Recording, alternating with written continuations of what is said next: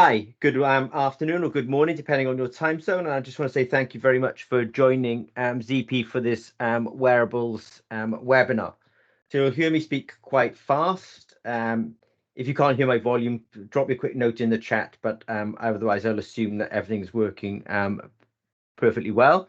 I'm going to go forward, as I say, quite quickly, but they'll be absolutely packed full of technology and discussion this afternoon. I mean, just to give you a kind of sneak preview, I've got quite a few pieces of tech in front of me now. This is a wearable piece of technology with microneedles on the back of it. You won't find this material necessarily on our web stores or our websites. I will talk about from sensing to cloud. That will be definitely part of what I'll be discussing this afternoon.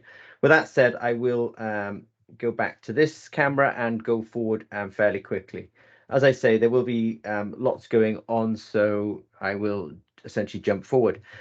So we are talking about wearables and implantable biosensors today. There's always a bias with ZP that when I talk about wearable sensors and biosensors, I'm often talking about electrochemical sensors. I will talk about technologies that we have, but I'll also talk about case studies, lessons from the past.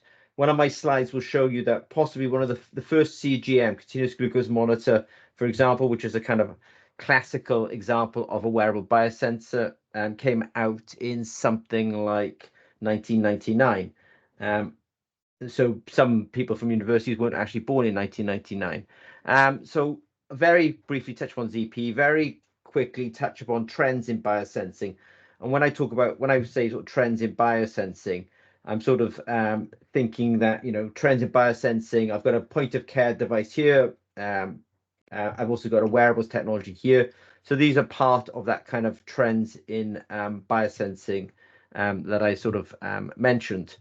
We'll also talk about sensing to the cloud. So we live in a modern era.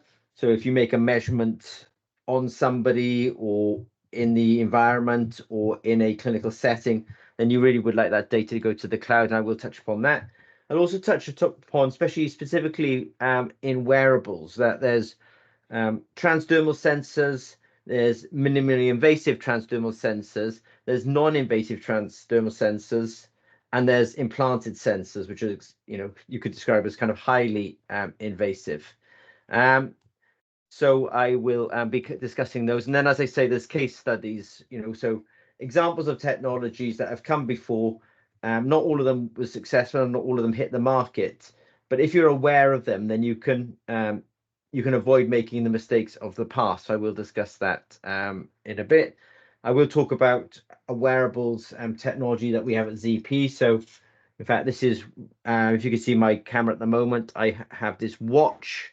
And on the back of this watch, I have this, what's called a microneedle array.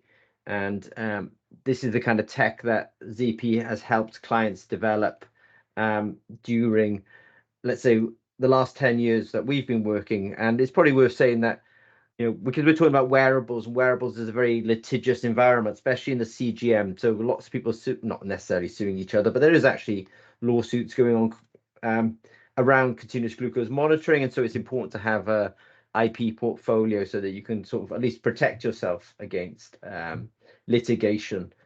Some of the companies that are involved in the CGM space, the continuous glucose monitoring space, are significantly litigious. I will talk about Cygnus. This is the Gluco watch. This is the classic. Well, this is the guy that launched in 1999 for CGM monitoring. There's another CGM technology here called Pendra. This was released in Holland in about 2003. I'll also talk about Apple very briefly. In fact, I have an Apple Watch here. Apple are very keen to use the LEDs on the back of their watches as glucose sensors. So I don't necessarily know what kind of technologies that you're interested in or interested in developing, but it's probably worth knowing that Apple are very keen on developing non-invasive analyte sensing, and maybe glucose actually being one of those things. And they've probably put an awful lot of money into it, but so far not successful. So when I say why are we here, the reason that one of the reasons that ZP exists, and the reason that wearables technologies, especially when I say wearable technology in terms of biosensor technologies with us, is because we've inherited a lot from the SMBG technology. So SMBG stands for self-monitoring blood glucose. This technology has been around for an awful long time, and that kind of technology is now changed to is transferring over to CGM. So I'll just change screens for a second and say I do have an example of a CGM technology in my hand at the moment. This is the Abbott Freestyle Libre 2. They do have an Abbott Freestyle Libre 3 coming out, but that's an example of a CGM. This is the kind of technology that you'll see, people wearing on the backs of their arms these days. And Abbott's very keen to kind of promote this into wellness monitoring as well as diabetes type 1 monitoring. What's interesting now is in the first instance, Abbott and Dexcom and Medtronic, they were very interested in looking after type 1, type 2 diabetics, type 1 diabetics with their CGM, and now they're definitely trying to expand out to type 2. I think the SMBG, which is really the predecessor, let's say, to CGM, it's a really good example of why electrochemistry is, to be honest with you, one of the best technologies. If you're trying to make a technology that's really rapid, robust, requires minimum sample preparation, then SMBG or glucose strips is one of the best technologies for that. When you talk about photonics or you talk about spectroscopy, you'll find out that they often require a lot of sample prep. But whereas a blood glucose meter like this, I just read my blood glucose, it's 116 milligrams per DL, which is probably about 5.5 millimolar, so it's fairly typical. That's very robust, very little sample prep, and very quick to give me a result, and actually low cost. And so what have the companies that would have traditionally made SMBG sensors done? They've gone over from the SMBG technology now to CGM technology, but the actual fundamental science at the heart of both these things is exactly the same. It's electrochemical biosensing. Anyway, one slide, a lot of words, but I will go forward a little bit faster now. This is ZP. ZP is a very international team. We're not a large company, we're not a small company, but we do have a lot of the capability. I won't talk about us too much. We've been around now. This is our 10th year. We are ISO 13485. We do a lot of contract development, contract manufacturing, and we do have standard products. Now, when we launched ZP, we were really part of, at that time, it was the Internet of Things. People were very interested in making technologies that have are connected to the web in some ways, and also decentralization. So COVID, unfortunately, was a really good example of where actually rapid diagnostic tests really were starting to be understood by the general public, because of the lateral flow strips. And people actually were very interested in decentralizing tests. But this has been going on for quite some time. So at ZP, we definitely see ourselves as part of that miniaturization and distribution of tests. If you're working in startup companies or you work in academia, the decentralization of tests is definitely something that people are very interested in doing going forward. In fact, even in my own country, the UK, they're talking about virtual wards. So rather than having hospital wards, you can have virtual wards where people are actually outpatients, and maybe you're monitoring them remotely using technologies such as we're talking. So clinical analyzers, very large, run in hospitals. Then you've got these tabletop instruments. This is the Piccolo. Then you have handheld instruments. This one is the Epoch. Then you have palm-sized instruments. This is the Life Care product. And then we have wearables, and this, for example, would be the Abbott Freestyle Libre 2, even though they're now on an Abbott Libre Freestyle 3. I'll make this comment in a little bit, but the one thing about CGM technologies today is, the sensors themselves are very small. There's a little bit of a technology problem with this because actually the battery and the electronics are all in that package. So if you're thinking about solving problems in this CGM space, this is only an engineering challenge. It's not a fundamental challenge, but at least with this product, it does suffer from the fact that the battery and the PCB, the printed circuit board, are all in that package. So you can understand the cost of disposal. You're suddenly throwing away probably a perfectly good battery. And the other thing then about the incumbent CGMs, for example, they have these large applicators. So if you could see my camera, you could see me holding that applicator.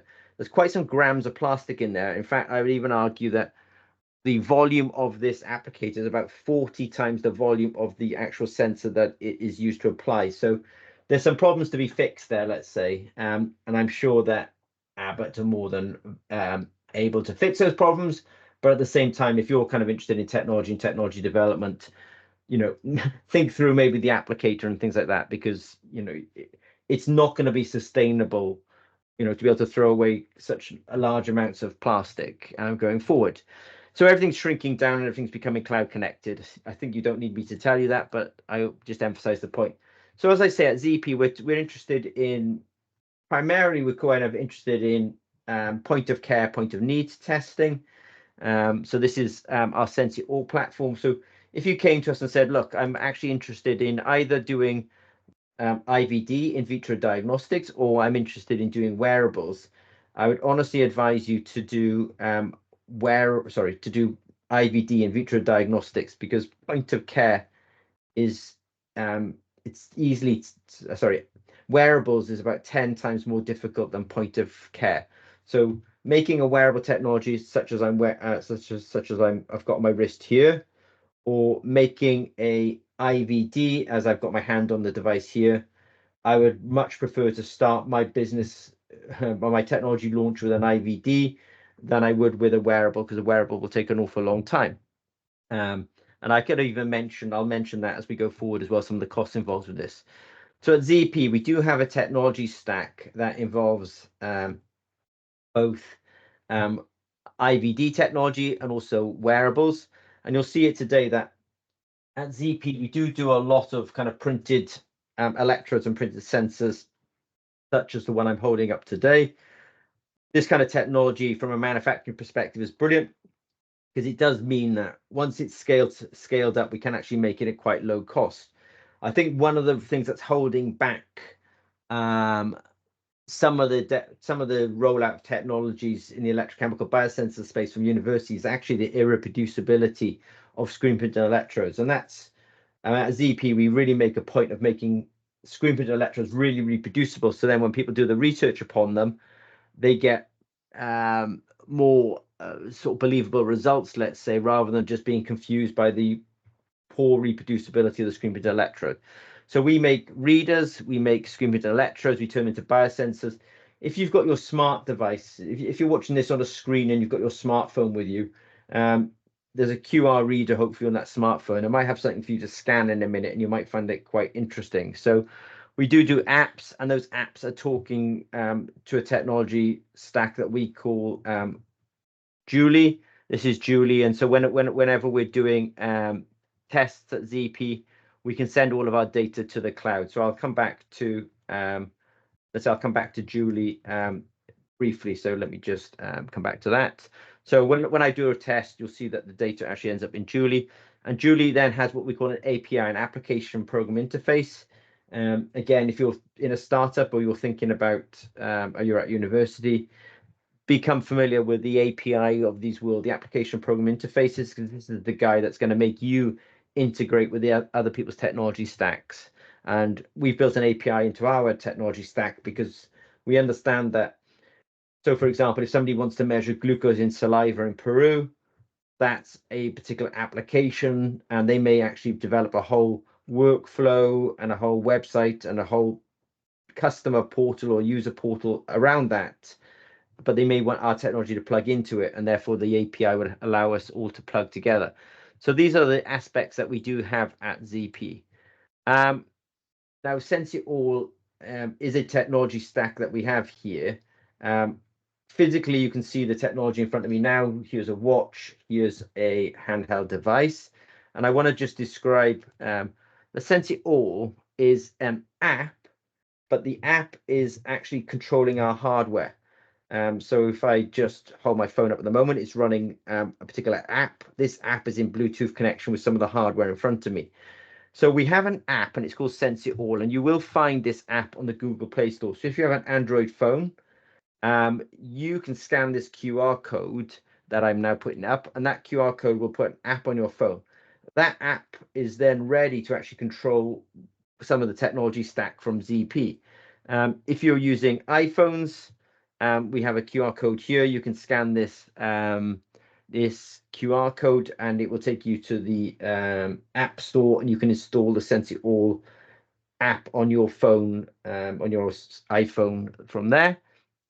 Now, something that you'll see me doing a little bit is at ZP, we have all these series of QR codes. So I've got this, the app, I can change what the app does by actually scanning different QR codes. So I've got a whole series of QR codes in front of me. And by scanning different QR codes, I can actually change what the app does. So if you install, by the way, when after you've watched this webinar, I'll send you out a recording so you can try this for yourself. But if you install the Sense It All app on your phone, you can then scan these different QR codes, and you'll find that actually the app will open up different analytes. So what these different analytes, we've got one for capsaicin, gingerol, pH. So for example, the pH of wounds is a really good indicator whether they're infected or not. So when we're talking about wearable sensors, pH is super relevant, particularly in the monitoring of wound care. Nitrate, total antioxidative capacity. This is a measurement of your ability to resist oxidative stress that can come from psychological stress, physiological stress, viral, bacteria, your ability to actually fight infections. Glucose, you can't have a webinar on wearable biosensors such as the Abbott Freestyle Libre 2 unless we talk about glucose sensing. And then potassium. Potassium is super interesting. There's there's several companies in the world that have recognized that dialysis, there's quite a few dialysis patients out there. Dialysis patients are called into the hospital for dialysis treatment based on a calendar. But in fact, if they were at home able to monitor their potassium levels, either using a wearable technology, which is pretty tough, but doable, I think, with today's technologies, or by doing blood tests. I think it's easier in the first instance to be doing blood tests, but it would be nice to remotely monitor a dialysis patients so that in fact they didn't have to just come into hospital by a calendar date, but actually come into hospital and have their dialysis treatment when they need it rather than just by the calendar itself. I just want to bring up this QR code here. Like I say, you can actually try this QR code for yourselves as well. In fact, I do have the QR code in front of me as well. What I'm going to do is I'm just going to scan that QR code. So what that QR code is, it opens up a generic code, which means that if you're interested in using our technology stack in your product offering, you can enter your own brand, you can put your own sensor on it, you can have your own assay. So what this says is that the ZP business model is not actually to be the next Dexcom or the next Abbott and to actually be, let's say, a medical diagnostics company. We're actually a technology diagnostics company, providing technology into other people's businesses so that actually they can get to market. Now, it's not cheap to get into either wearables or medical diagnostics. Just as a side comment, if you're interested in getting into diagnostics and you want a lower cost of route, I think about food testing and I think about veterinary space as well. And veterinary actually will come up today in the webinar today. So at ZP, we have a technology stack where QR codes drive what it is we're about to analyze. So for example, if I scan the pH QR code, the app will say, okay, so you want me to measure pH, understood. And it will actually make Bluetooth connection with the hardware, either being the IVD or being the wearable. And we also need a sensor. So the pH sensor is, for example, it's functionalized to be pH sensitive and it works with our hardware. But if you then wanted to work with nitrate, it would be a nitrate sensor. But notice the app, the QR code changes, which changes the app. And then we also have to have a nitrate sensor as well. So for every analyte we want to detect, we have changed the functionality of that particular sensor. total antioxidative capacity, different QR code, which the app reads, becomes a TAS sensor, and we change the sensor accordingly. Glucose, that's an easy one to explain. So we scan the code for the glucose, the QR code for the glucose sensor. The app then becomes a glucose, and we have a glucose sensor for it. So glucose sensor is using an enzyme, for example. Potassium, which may also come up next, is using what's called an ionophore. So today I'm not so much talking about the science below this. I'm going to be talking more commercially, and probably more of the technology stack from sensor to electronics to app to cloud, than I am going to be talking about the actual, let's say, electrochemistry of these things. But I do have some slides on electrochemistry, and I will mention it. Similarly, you can go from glucose to potassium, and then even capsaicin. Capsaicin is the molecule that gives you the hotness of chilies. Don't think this is not applicable in the wearable space, and I do have a slide in a minute on that as well. Though I would admit that gingerol is, which is the last one I've got up here, is really specific to the food industry. I haven't found too many medical applications for it. But the way our technology stack works, we have an app, we have hardware, and we have a sensor. And the app tells the hardware what to do. We put the sensor in the meter, and in fact, I may even just change screen slightly.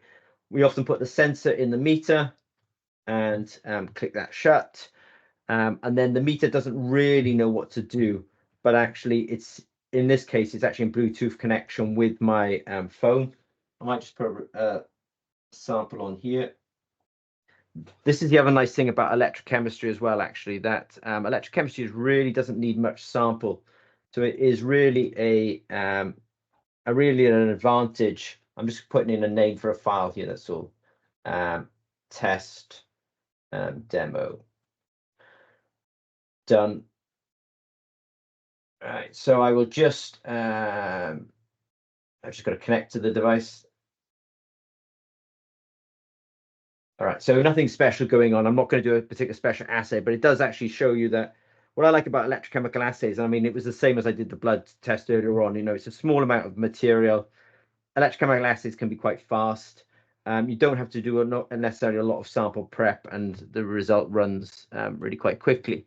So the way our technology stack works, the app runs, the data goes to the cloud, and you get a result on your phone. But at the same time, we're also sending the data to the cloud as well. So this one, it says that my sample is too dilute, but I've also got the data up in the cloud as well. And then we can actually examine that data. It's really important because there's so many times that people, especially when they're doing development, if you ask them, where is my data? They don't know where it is. So when we're using this technology stack, if we're doing a clinical study, we know exactly where the data is because it's going to the cloud. And it's just really good for data management that actually we always know where it's going. And we also have this API as well, this application program interface. So we do literally know where the data actually is. I said earlier on that pH is a useful analyte. I think that's very useful in wound care monitoring. Glucose, type 1 diabetics. Now it's coming into type 2 diabetics, and it's even, and we're not Abbott, and we're certainly not associated with Abbott, but Abbott are also with their Freestyle Libre 2 and 3. You'll see that they're actually putting this into people who are actually well. They just want to do metabolic health. And then potassium, as I say, has some good applications into dialysis treatment. But even capsaicin, which sounds like a crazy analyte because it actually gives you the hotness of chilies, is actually used to treat arthritis. And so it is actually a topical medicine. It's rubbed into the skin, and with the kind of technologies that we have, we can actually measure the capsaicin in the skin as well.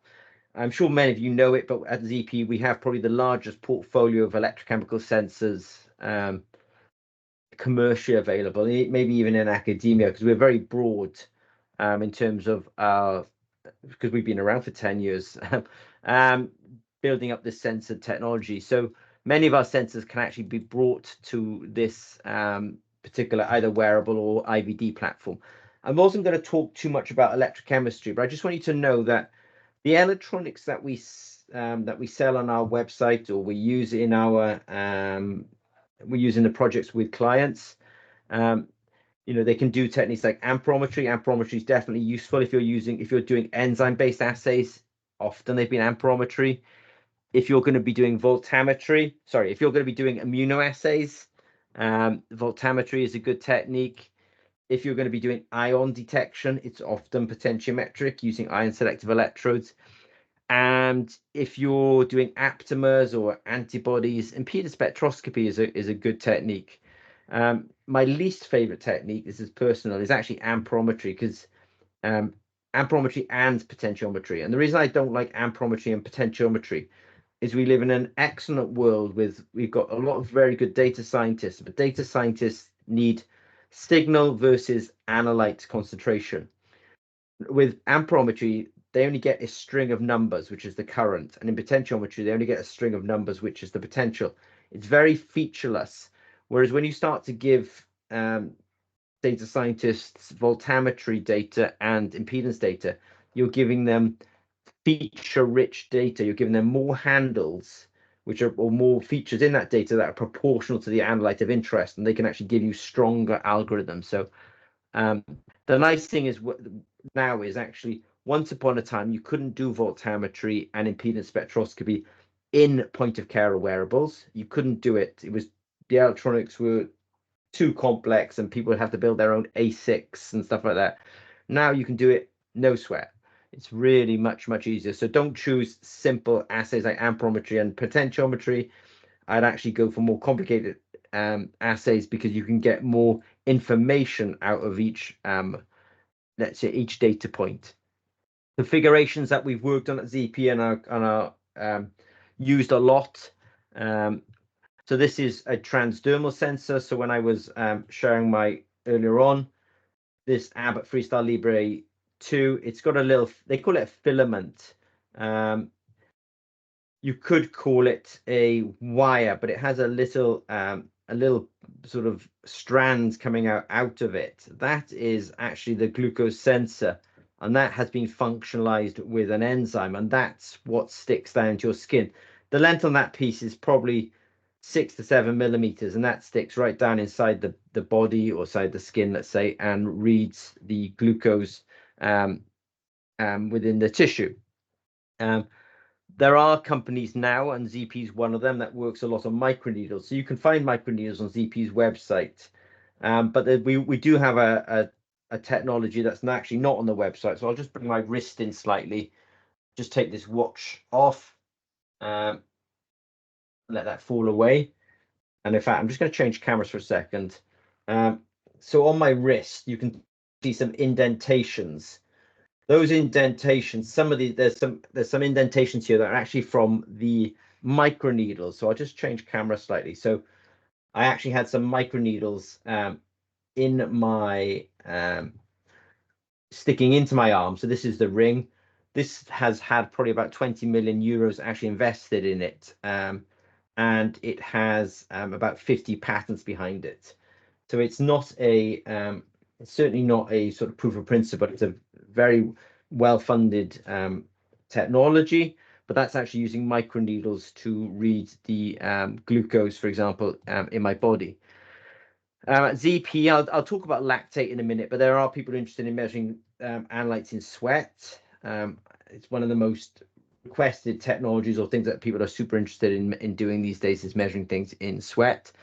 And then you've got implanted as well. So with implanted, you're putting the entire technology inside the body and just letting the wound heal over, and the sensor remains in place. And I will talk about that as well.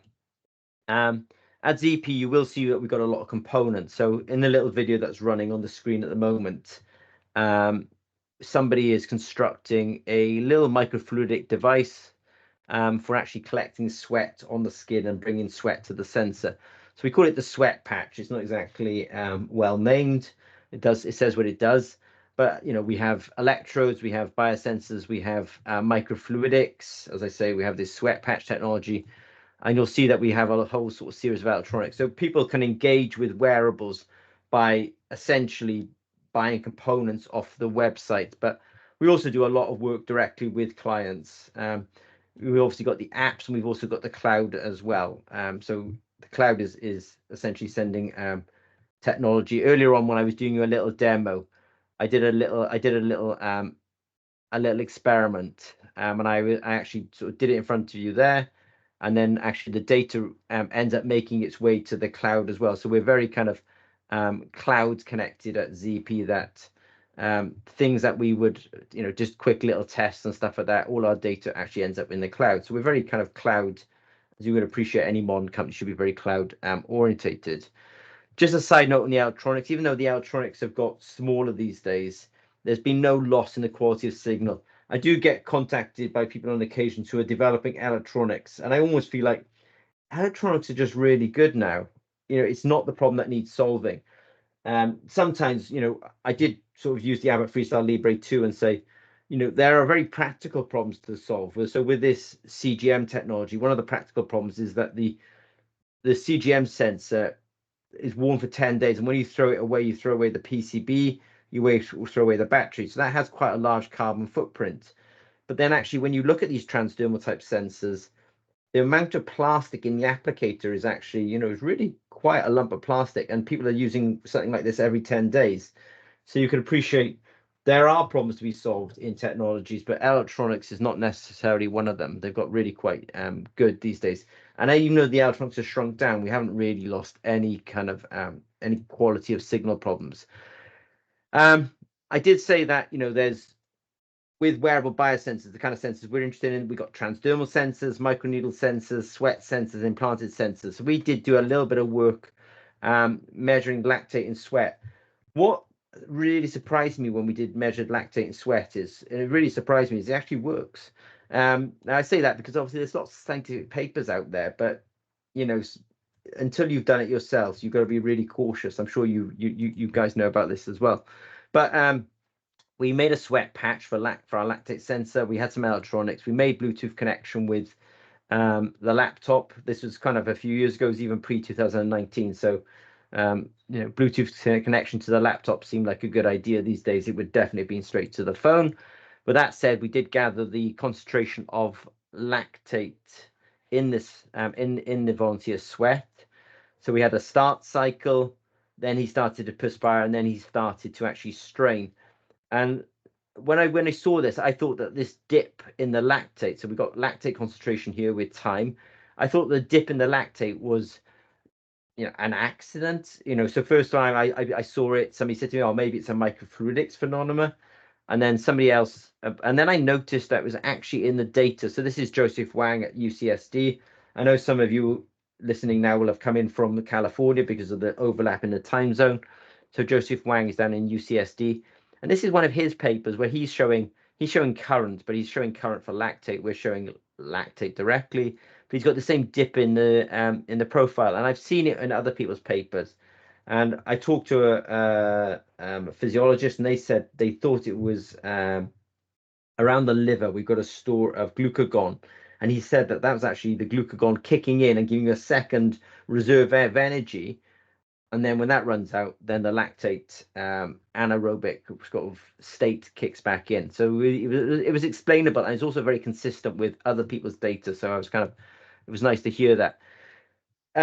So I've talked about, let me do a quick summary, and then I'll go forward a little bit. I've talked about, at ZP we have a technology stack, which is very multi-analyte. Every time I scan a QR code, I can change the analyte. We can make Bluetooth connection with our hardware. We can run an assay, and the data goes straight off to the cloud, and we get a result on the phone. So I'm happy with that. That's kind of where we've got to. And then I sort of took a slight diversion and talked about, well, not diversion, we started talking about wearables, because I did position that we would talk about wearables today. So now I want to talk about a little bit about some of the background on wearables. Now, this will be very CGM, continuous glucose monitoring focused, but I mean, the elephant in the corner on this is CGM is worth $10 billion a year, and it's growing. I think it's by far the biggest wearable biosensor technology on the market. Unfortunately, diabetes is growing. As more and more countries become affluent, the number of diabetics is also growing. So this is a multi-billion-dollar market, and it does suck in a lot of effort from scientists such as ZP, because the market can essentially reward us on effort. But with that said, let me just talk about implanted sensors, microneedles, and also non-invasive. So the holy grail of CGM, continuous glucose monitoring. Talk to Apple. They'd love to hear from you if you know how to do non-invasive glucose monitoring. I'll also talk about that as well. So the first case study, this is a Zimmer Peacock case study. So at ZP, we're really good at doing total sensors, total sensor packages. So what you're looking at here is a electronic set, and here we're looking at a glucose or cortisol sensor. We're able to do both for this. And this is what we have here in the package is we have batteries, the electronics, and a transducer for getting the data out of the sensor package. Now, this is a little bit more unusual because we are monitoring the glucose, but we're monitoring the glucose in fish. This fish is not actually dead. It's actually anesthetized. I think it's anesthetized with nitrous oxide, which is also laughing gas, but it's anesthetized. It's operated on so they can put the package in there, and then they actually stitch the fish back up. And these two fish have been operated on, and they're now essentially in a recirculating tank, so they're swimming against the current, and we're just filling them through there, but they're actually having their glucose monitored in real time. The reason we're doing this is we really want ZP, part of our research institution is actually in Norway, and the second biggest industry in Norway, there's oil and gas. That's the first industry. Second biggest industry is actually salmon farming. So it is important to actually understand the state of health of the salmon in the salmon pens. So this is some raw data actually streaming off a fish. Can you imagine how hard it is to measure glucose in a fish that's alive inside a tank of water? It's incredibly hard, actually. Lots of engineering challenges, but again, it's a bit like the lactate data I gave you on. When it works, you're like, wow, okay. I think there's something to be said for electrochemical sensors, especially enzyme-based sensors. Actually, they are, they do function, and as long as you're kind of fairly experienced, you can actually get useful work done on these or out of these kind of sensors. We have been broadening the scope recently. These images were literally taken 2 weeks ago, where we're repackaging those sensors and starting to actually put them into pigs. So I did mention earlier on, I said CGM, continuous glucose monitoring. It is very expensive to get into any kind of wearable. If you're trying to get into the diabetes market, the amount of investment you really need is incredible. I'll give you an example in a bit where somebody has already had to raise over $100 million and they're still not on the market. So there are other applications like veterinary where actually you can get what's called CE marking in Europe. So it's not the same as doing a full clinical trial, and the barriers to entry are lower in veterinary. So we are busy revising our technology and actually starting to get it into mammals. This is data that we've been collecting over 6 days.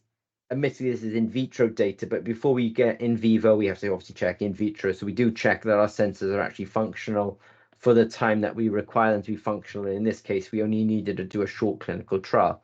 I do want to make a comment that this talk on implanted sensors, it's ethically easier to put them into fish than it is to put them into pigs, but it's much easier to put them into pigs than it is into human beings. The barriers to actually putting technology in human beings is really high, very expensive. But a company has managed it. It's Sensionics. This is Tim Good. Now, Tim was actually Abbott bought a company 20 odd years ago called TheraSense. There was a guy in Texas called Adam Heller, and his son and him started a company called TheraSense.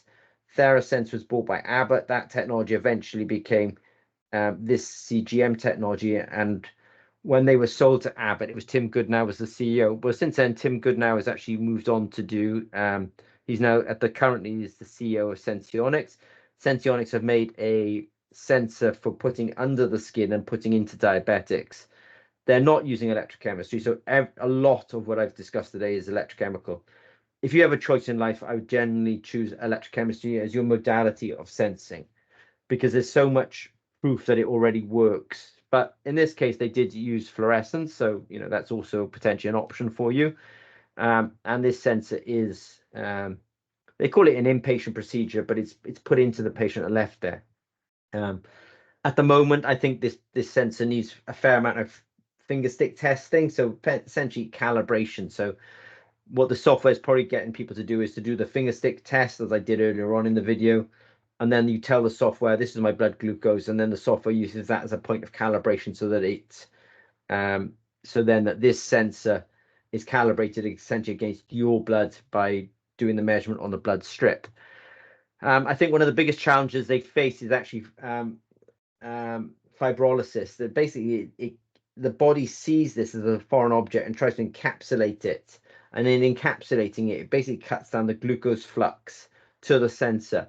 So if you're looking for interesting challenges, I said earlier on, don't work on electronics. It's so done. I'd actually work on things like, how do I stop the foreign body response in implanted sensors? These are the kind of problems that are much more valuable to solve. So it has been done. Senseonics, they may at this point have approval for 1 year. They do have some problems, so I'm not going to talk about those problems now. They both have commercial problems and maybe possibly some technology problems, but they have had FDA clearance at least for 6 months, and they may even have it for 12 months at this point. Microneedles. So at ZP, in fact, here's one. Oh no, in fact, here's a better example. We were working on the CGM watch for, I don't know, at least 5 years. I did share this screen with you earlier on, but if I flip the watch over, we actually have an array of a ring here, and this ring has microneedles on it. As I said earlier on, this has had at least 20 million euros spent on it, and it does have about 50 patents on it as well. When ZP basically bought all the IP, we were both the developers of it, and we also own the IP as well. Our business model, by the way, is to do contract development, contract manufacturing for other people. So we are super willing to license this into well-funded companies. But that said, there's this very strong patent portfolio behind it, which is required in this particular space.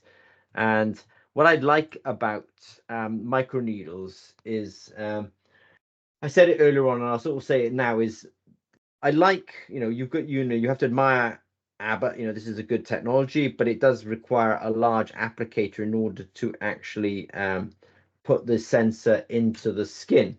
Whereas the nice thing about microneedles is you can just use the pressure from the watch strap is enough to actually pull the microneedles into the skin. So that's a bonus when it comes to sort of sustainability. Of course, it's really important to get accuracy, because especially for type 1 diabetics. But microneedles do have a few advantages.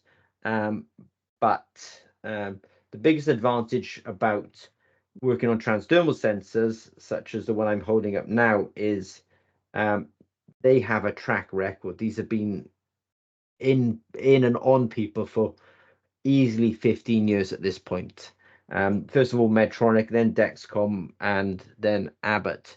I just want to say something about the FDA. The FDA are saying, because at one point there was a lot of noise online about, oh, there's all these glucose watches available on Amazon. And I knew that they didn't work, but it's very hard to tell people that these things didn't work because they were advertised as, essentially working. But the FDA did put a statement out and said, look, if that smartwatch or that smart ring is not breaking the skin, you're not, they call it piercing the skin, isn't, they didn't say it. I'm sort of colloquializing it a little bit, but they basically say it doesn't work, and it's certainly not FDA approved. There's been a lot of effort to make non-invasive glucose monitoring. There's a book called Hunting the Deceitful Turkey, which, if you look up CGM, non-invasive hunting the deceitful turkey, you will find a PDF of it. You should read it because it will stop you falling foul of some of the things that have happened in the past. But that said, the FDA have had to put a public statement out there saying, look, there's no FDA approved non-invasive glucose sensor out there. And people will make statements on websites, but it doesn't necessarily make them true. I just want to give you a bit of history, not history, but Cygnus launched their glucose watch, and I will discuss that. You'll hear people talk about the glucose watch. There's very few people in the world who actually have ever seen one, handled it, or understand it, but everyone talks about it. There was a technology called Pentra. So Cygnus was out in 1999. Pentra was out in 2003. So there's nothing new under the sun. I can assure you that all this has happened before. And then Apple have easily been running their CGM project for over 14 years at this point, and I will talk about that as well. So Cygnus came out with something called the Gluco Watch. Is approved in 1999. So imagine how much work had gone on before it was actually approved. So these guys really started early mid-90s to develop this kind of technology. It was worn on the wrist, gave you a reading every 20 minutes, worn for 12 hours, had a 3-hour warming and uptime, and they did require finger stick calibration.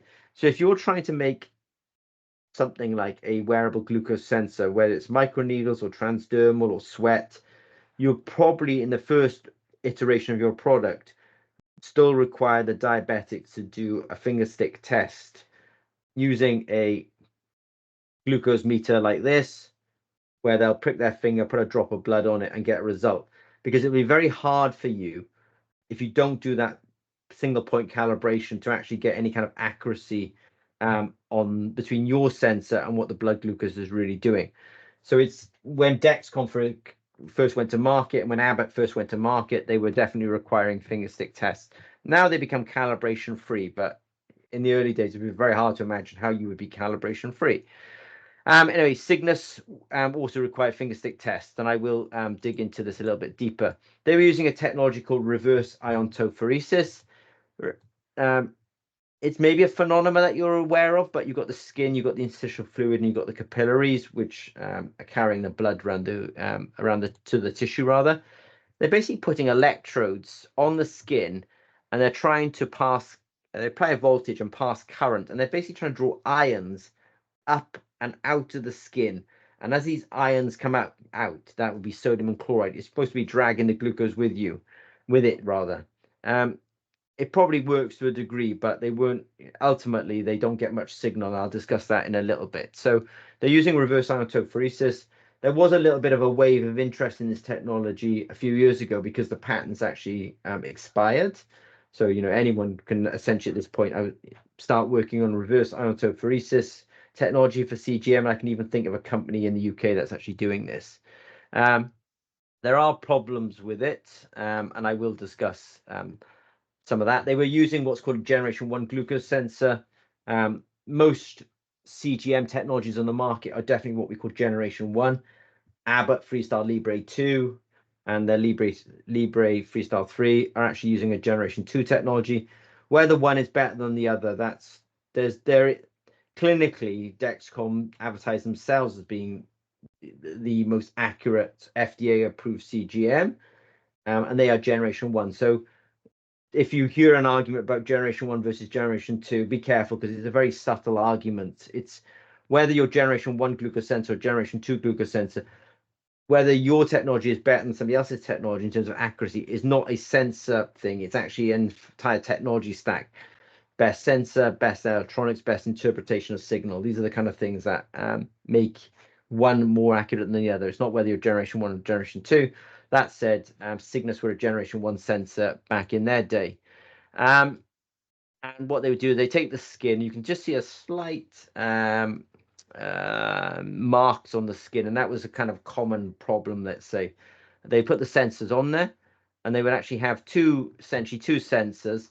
They would run one of them they'd run some current through the skin for about 3 minutes, and then they would collect some sample over those 3 minutes, and then they would read it for 7 minutes. The reason they were reading it for 7 minutes, and I'll come to that in a minute, and then so they would collect for 3 minutes, then read for 7 minutes, and then flip the polarity and actually use the other electrode to start collecting sample. So essentially had two sensors, and they were collecting sample, reading it, collecting sample and reading it, and then they average those two samples. It's important, I said, to learn lessons from the past because you want to. I'll give you a little insight about that workflow. So when they would collect this sample, I think I read online, I don't think I know I read it, that they were actually collecting, they think, a sample with a concentration of 50 picomolar to 200 picomolar. The blood glucose level is, in the US, you'd call it 90 mgs per dl, 90 milligrams per dl. In Europe, they call it 5 millimolar. So 5 millimolar is 5 times 10 to minus 3. These guys were collecting picomolar, 10 to minus 12. Can you imagine how little samples actually coming out through? So there is a lesson in life that, the more concentrated the sample, then the easier it is to do. So they were running this reverse ion tophoresis. I think they were really not extracting that much glucose. So they averaged it over 7 minutes, probably just to get enough signal together. And then they would actually average the signal from the two sensors. So you could have this kind of situation where it's me, I'm wearing the watch, my glucose is actually falling, and let's say it was falling between roughly 9 and 6 millimolar. So at about 10 minutes, they've done a reading and it was 8 millimolar. Then they start another reading, and after approximately, let's say, the 20 minutes, they may be getting down to about 6.5 millimolar. Problem is, when you average those two numbers, you get 7.3 millimolar. But in reality, I'm actually more like 6 millimolar. But because you're kind of looking at the past in my scenario has dragged the number up. So that's why I say it's important to learn lessons from the past, because actually they did suffer a little bit on accuracy, and it may just been inherent in the way they were actually doing this kind of averaging. So that's why it's important to kind of understand the past so that you don't make, I wouldn't call this an error. These guys were groundbreaking, but in retrospect, maybe that was just a small thing that could have helped them a little bit with accuracy. As it was, if we look at the user feedback, so there was, a study done, and the things that people didn't like was actually the warming up periods took 3 hours. So the sensor ran for 12 hours, but 3 hours of it was warm up. So you only actually had a useful working time of 9 hours. They found it itchy. There's one complaint here about inaccuracy, but warming up and itchiness was really, the itchiness became painful for some people. And so it's interesting there, because when you look at that feedback, so much of that feedback is actually about the user experience. It's nothing about the technology. And I just want to kind of be so clear on this, that we're very myopic as scientists and engineers about the technology, but actually some of that rejection is the user experience. How did the user feel using that technology? They didn't like the itchiness, and they certainly didn't like pain. So just be mindful that things that can actually trip you up on your way could actually be the human factor. That you are now taught, we're all taught a lot more about the human factor, but the human factor wasn't necessarily something that was taught about so much in the past. Pendra was another technology. There is a lesson to be learned from this. They were CE approved in 2003 on the Dutch market. Some technical specifications, their difference between, so they would have been the same as Cygnus or the Gluco watch, that they were probably doing a calibration against a glucose strip. But actually the difference, it could be up to 52%, which is a huge difference. Their correlation with the glucose strip was 35%. If you imagine a 1-to-1 correlation is 100%, very far off correlation. And actually, if you're not sure of the Clark error grid and you are interested in CGM, continuous glucose monitoring, then look up the Clark error grid, because there's a zone in the Clark error grid that says if you have these types of errors, it's really dangerous. And so at 4% of the time, people were getting a really dangerous error. And a really dangerous error means that you were kind of hypoglycemic, but the sensor was actually telling you that your glucose was fine. And when somebody's hypoglycemic, they can actually go into a coma. So these are dangerous errors to be having. Not all errors are the same, but some errors can be quite dangerous. With that said, so they had essentially poor correlation, and they did have errors that were actually in these E zones as well. It's very easy to be critical looking back. Again, these were groundbreakers. This was 2003. This was pre-iPhone. This was so far back. They were actually trying to measure, they were using impedance spectroscopy, and they were actually trying to use impedance spectroscopy to measure the glucose. So they're trying to measure impedance on the skin and correlate that with glucose. I've read that what they were actually saying was that they were actually measuring the sodium, and the sodium was proportional to glucose. It's very important. See, the lesson to learn here is if you're going to measure something, the more directly you can measure it, then the more accurate you can actually be. So here they were measuring impedance, that was measuring sodium, that was then apparently correlated with glucose. But that's not a primary signal. That's at best the secondary signal. And that's probably why they actually suffered from some of those inaccuracies, because they weren't really measuring glucose. They were actually think they were measuring sodium. And they weren't really measuring sodium, they were actually measuring the impedance of skin. So, impedance was possibly correlated with sodium, sodium was possibly correlated with glucose, but it's a very secondary, maybe even tertiary signal. They also suffered from non-specificity, so they had a problem with temperature. Impedance of the skin could be temperature affected, moisture. Impedance of the skin could definitely be moisture, sensitive. If you get wet on the skin, obviously it's easier to pass electricity along that surface water rather than actually through the skin. Perfusion characteristics, they complain. Movement artifacts, that I do understand. If you've worked on CGM, and it's ZP, this is our microneedle technology, it gets worn on the wrist. It's probably worth saying as well, I've also worked on a lot on transdermal glucose sensors. So when you're wearing something on the wrist or wearing something, there's a lot of movement here.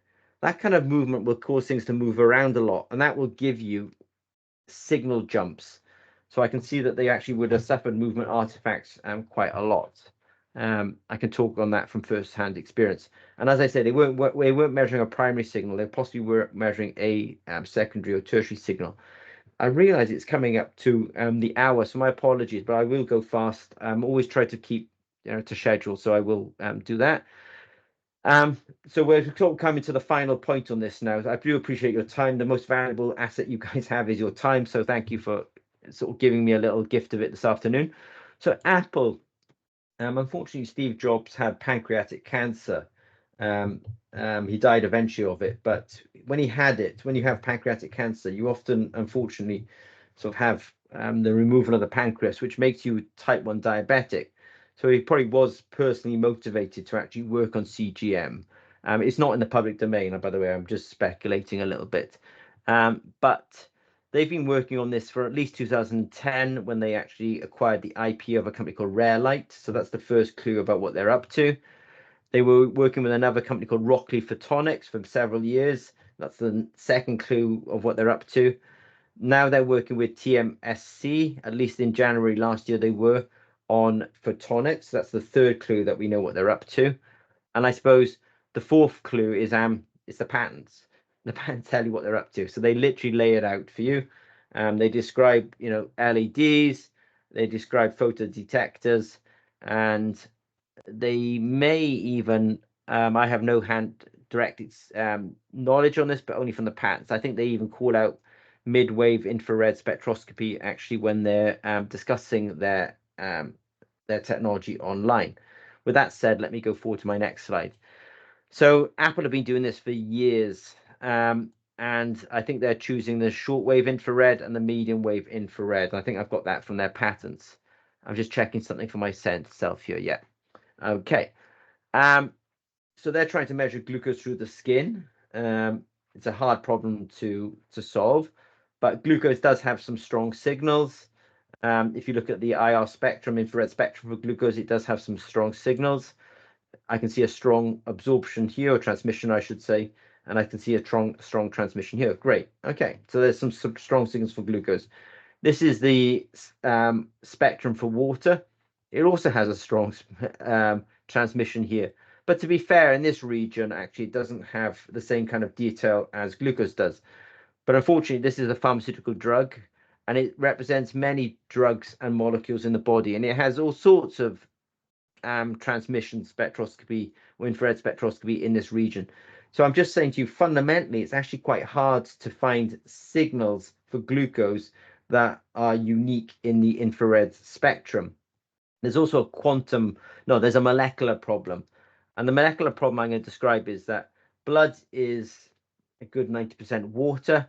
I think the concentration of water in blood is about 55 molar. The concentration of glucose in the blood is 5 millimolar. So that's a ratio of 11,000 to 1 between the water and the glucose. So that's a problem, okay? It's like a signal to noise ratio of 11,000 to 1. There's also a problem that glucose and water is actually quite efficient at interacting with infrared photons, let's say. So it actually has a quantum inefficiency about this, that glucose is very good at interacting with the IR excitation or radiation, better so than glucose. In fact, there's also a quantum efficiency for glucose, I'm sorry, for water relative to glucose. And that gives you another problem. So you have these two problems and they stack up, and actually it makes it quite a hard problem. So Apple have been working on this now, I say, for about 14 years. There's not something on the market, and I don't think there's something necessarily going to be launched anytime soon, but they are working on it. And Apple does have one secret weapon, is that they're extremely well funded. You know, they're possibly the highest valued company in the world. But I just want to put it out there that there are many people who, and that every part of the electromagnetic spectrum has been tried. Radio waves, microwaves have been tried, infrared spectroscopy has been tried. Lots of parts of the electromagnetic spectrum have been tried. So I'm going to sort of slowly come to an end soon and just say that at ZP we are delivering a new wearable electronic set to market, which has Wi-Fi, Bluetooth, and can connect with our biosensors. So that, I mean, I think the whole raise the detra at ZP is just to get as many people onto the market as possible and to reduce barriers to entry. And so this whole webinar has been, you've at least when I've talked about ZP, you see that what we're trying to do is actually put enough technology out there that more people can actually make it to market. This is good for humanity, and this is kind of what drives us. So ZP, we're not a big company, not a small company, but we are ISO 13485. We do have a lot of experience in electrochemical biosensors, both point of care and in wearables. We are part of the translation of technologies that are otherwise only in clinics to actually either being in what we call the IVD or the wearable space. All of our technology is driven by apps, and the data is actually driven to a cloud system that we have called Julie. We've got experience, and you can see that we're active. We're active in microneedles. We're definitely looking for partners on the microneedles, especially well-funded partners. I didn't mention actually, but you know, microneedles. There's a company in Australia working on microneedles at the moment. They license their technology from UCSD, University College San Diego, Joseph Wang down at UCSD. And then you also have BioLink, which is also, I would suggest, a slight spin out of Joseph Wang's group. The reason I mentioned BioLink is it's a good example of, so far in the last 4 years-ish, they've raised over 150 million US dollars. This is how expensive it is to work in that CGM space. So ZP also has a technology stack in microneedles, but our business model is different, that we partner with other companies and they go to market. Case studies. So I've talked about we're implanting sensors into fish. We're now migrating or translating into other mammalian species. And we obviously have our microneedle technology. And then I wanted to talk about the past, you know, that there's nothing new here. And none of us are super smart here, because actually there was somebody thinking about wearable watch glucose sensors pre-2009, pre-1999. I don't know how many of you remember 1999. There was a company in 2003 thinking about using impedance spectroscopy to measure glucose. And then you've got Apple, who've been working on this since 2010 at least. So they're 14 years in trying to do non-invasive glucose monitoring. I realize it's 4 minutes past the hour, so I'm going to have to finish it with thank you. Unfortunately, I do have to make a run for it, but